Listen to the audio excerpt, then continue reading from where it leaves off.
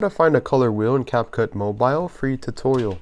If this helped, drop a like, share the video, and subscribe for more. Presets and effects for life, click the link down below and enjoy the tutorial.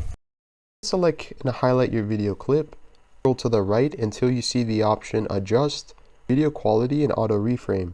Pull different options. You can click Auto Adjust.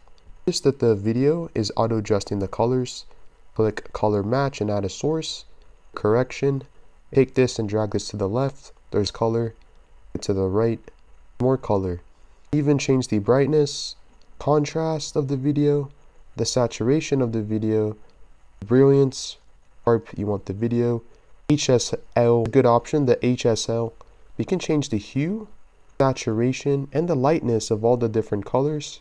As you can see, click the check mark. Even change and click graphs, drag this down and even drag it up, creating a different look, and click the check mark. Basically, you can mess around with all these different settings according to how you like.